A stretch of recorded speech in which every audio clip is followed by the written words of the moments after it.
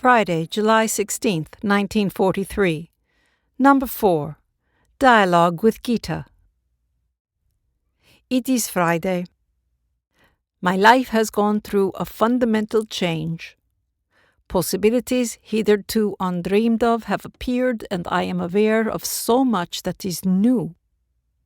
Joyfully, I prepare myself for today's dialogue, but then, after lunch, a cold fear suddenly seizes me, and I become haunted by the question: what if my teacher does not come, does not appear anymore? I desperately try to cast this thought away, but it returns again and again, even stronger, fed by a fear of falling into the void of my previous empty life. Then, all of a sudden, I realize that it is wrong for me to bind myself even to the very thing which means the most to me. This fearful clinging to my inner teacher will have to be sacrificed. It is an unavoidable challenge, and I know it is my task. Inner detachment is more difficult than anything I have ever before experienced. It is as though I cut myself off from my own life. At 3 o'clock, Hanna calls me.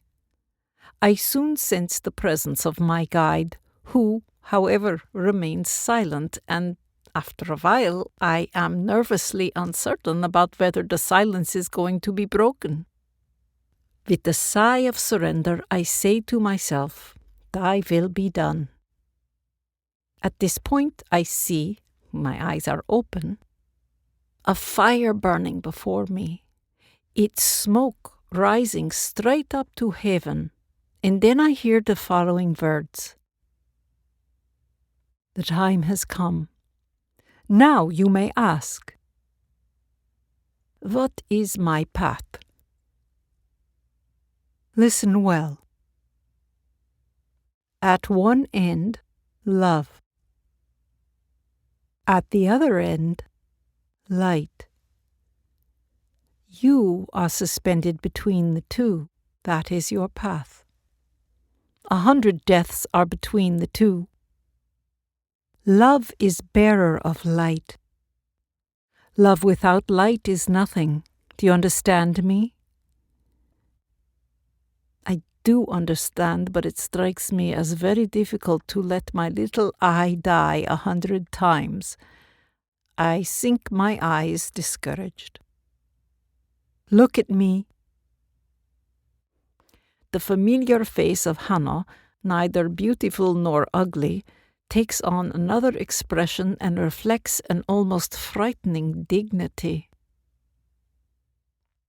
At one end, I. Gesture from above to below. At the other end, it. Between the two, you. What is it? Your little I. Disdainfully, I think what a self-centered creature this little I. I know my little I well, all too well, but you I do not know well enough. Foolish child. I later come to understand these two words as meaning, how could you possibly know your little I? You do not even know a single cell of your body. As little as you know me. How long will you continue to be so blind? It and I are united in the task. Do not divide what is one. Before the divine, nothing is small. Do not judge. Teach me, for I know nothing. Have I not taught you? With false modesty, I say, "Oh, yes, I know that I ask silly questions." Hanna perceives my teacher's thoughts. What a childish game. But she feels authorized only to say, "You're foolish. Ask." I know that I have been seen through like glass, and I stubbornly protest. Why should I even ask when you always know beforehand what I want to say? You see my thoughts. From the heart to the mouth is a handspan. Make this your way. Do you wish to know much? Only as much as my task requires. Those who ask are more dear to the divine than those who know. Last night I dreamed I saw a human figure in glowing colors, radiating harmony, strength, and peace. What does my dream mean? The new individual formed from your image. Will I become this individual when I shed what is superfluous?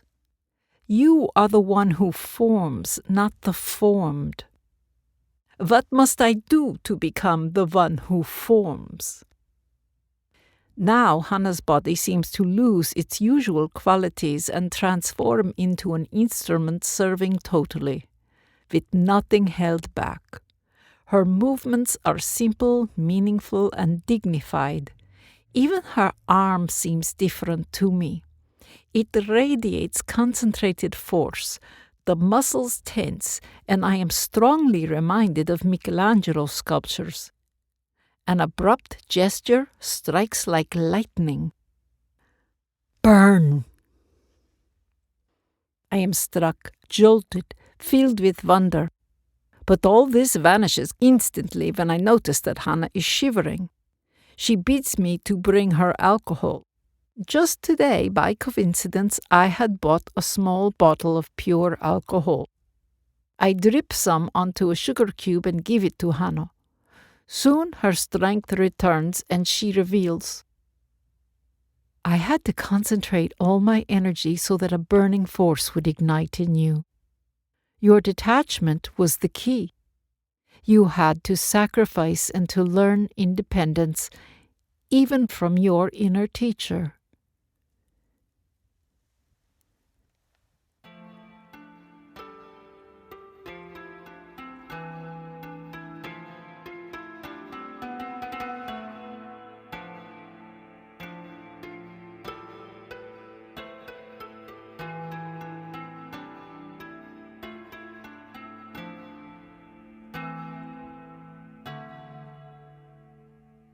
Friday, July 16th, 1943, number 4, Dialogue with Lily. After a short rest, Hanna feels ready for the dialogue with Lily, who is wearing a blue skirt and a red blouse. You have dressed yourself upside down. What do you mean? Blue belongs above, red below. Red carries the blue. This is also relevant for your work. Lily immediately understands that the bodily red should support the spiritual, the blue. Then she reflects on her teaching of the previous week and its results. Pay no attention to results. What was is no more, and what is now is already the it was. There you can no longer help. May the one who helps direct her attention to where the shall be is born. It occupies little space, but from it everything can be formed. Lily, who is physically fragile and often in poor health, has been ill. Are you tired? No, I just don't feel well. This we know. If blue is above, it strengthens. If red is below, it softens, it weakens. In the same way, the weak body is a burden when it dominates. Red, eros, is earthly love. Blue is heavenly love.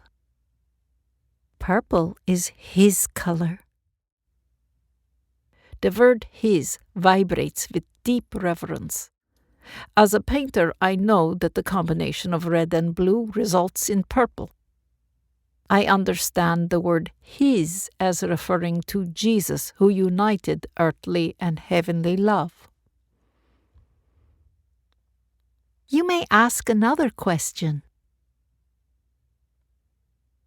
Will I receive help with my work, or will I have to do everything by myself? If you begin by yourself, then you will receive help.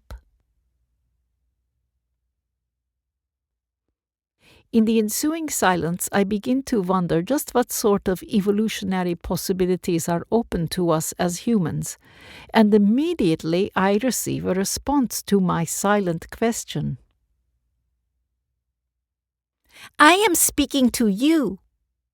This is the direction of human evolution. These words are accompanied by an upward gesture at a 45-degree angle to the right. I am astonished to learn that human evolution is not only a matter of spiritual vertical, nor only of material horizontal development, but of equal parts of both.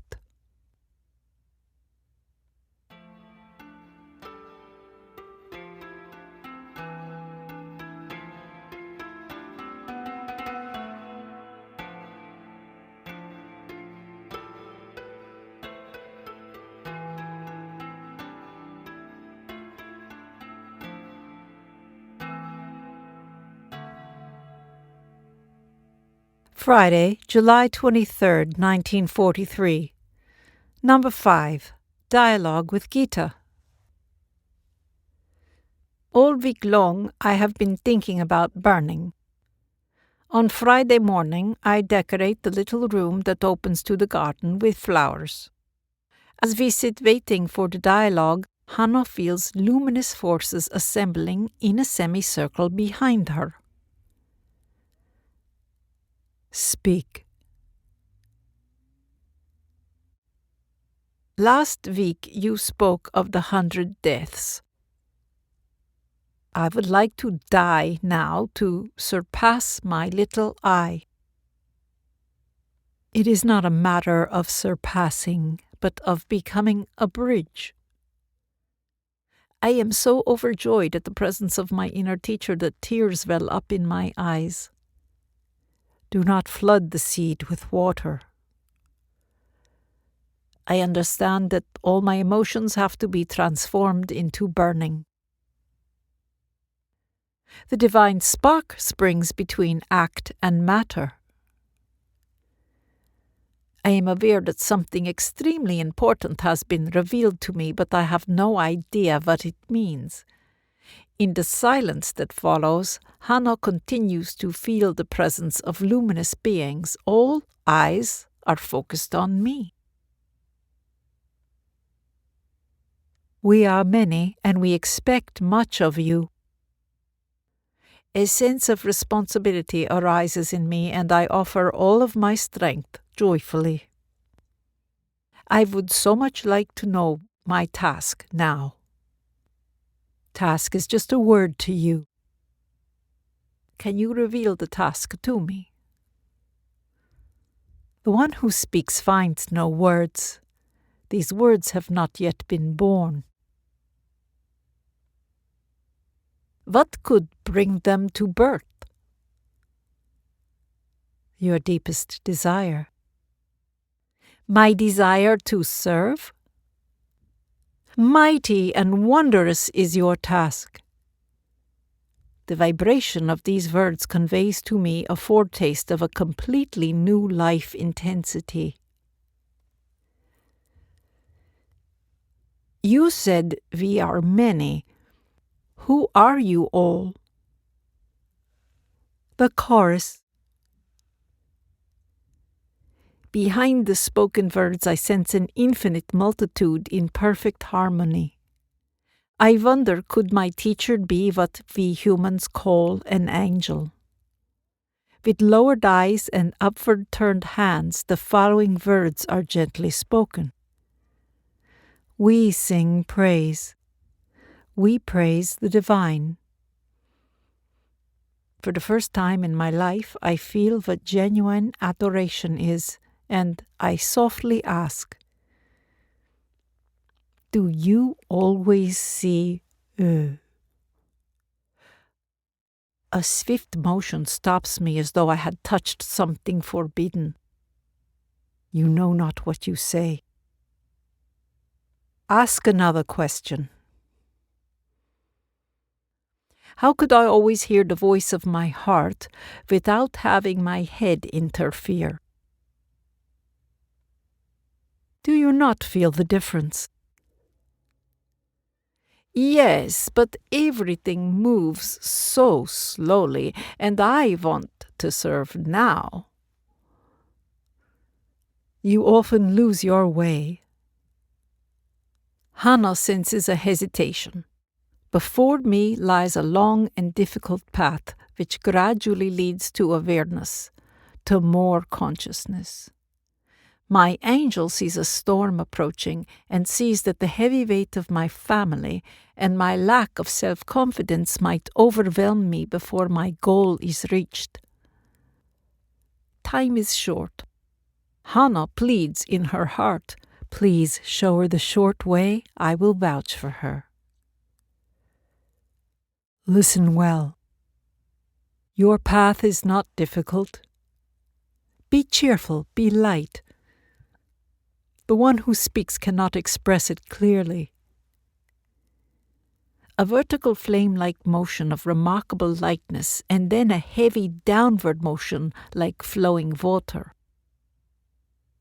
Fire is light, water is heavy.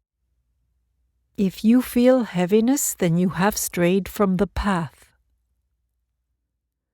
After the dialogue, Hanna explains in detail what she had not been able to verbalize at the moment. It is important for you to find a happiness you have never known before, a new smile, lightness.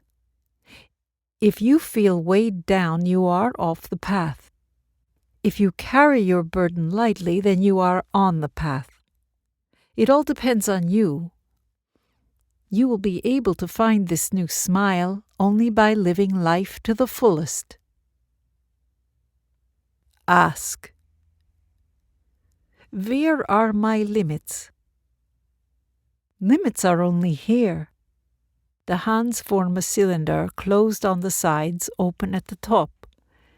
It seems to express that limits are necessary in matter, but that the way up is free. Then I am you? A smile. Not yet. Enough for today. By this time, Hanna is so tired that she immediately falls asleep. Lily was unable to be here today.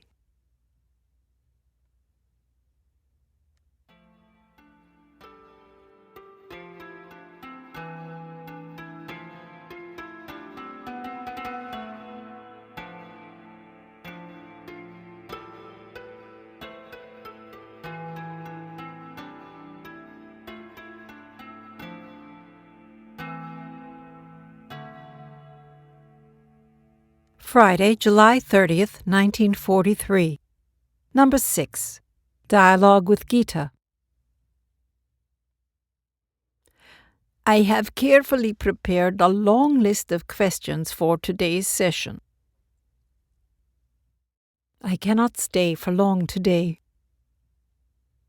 This opening, of course, disappoints me, and I say very hesitatingly, "May I ask a question?" There is a silent nod. Why were there so many of you last time? Because your task has grown. What do you expect of me? When the seed sprouts, you will know. I have worked hard on myself all week, and I'm eager to hear some praise. Do I water the seed enough? You know that perfectly well yourself. This dry reply makes the falsity of my attempt to draw praise all the more obvious. The dead of my family came to me in a dream. Can I do something for them? Am I neglecting them somehow? Many of the dead are weaklings.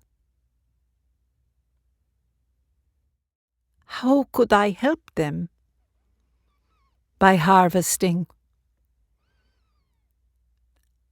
How can I harvest? Created you after my image. These words touch me deeply. I exist in the image of my angel. Why do you have so little time today? So as to teach you measure. I will answer one last question. I hurriedly searched through my papers for the most important question. I have time. I relax, and now my question comes from the heart.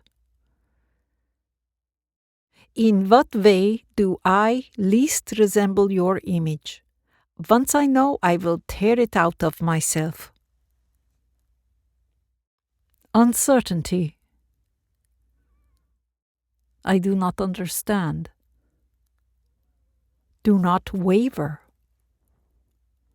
I lower my eyes. Look at me. Hanna's facial expression transforms, seeming to take on the austere solemnity of an otherworldly dimension. I depart. I continue to feel the silent presence of the angel for a few minutes more, and in this stillness the deep longing awakens in me to become identical with my inner teacher's image.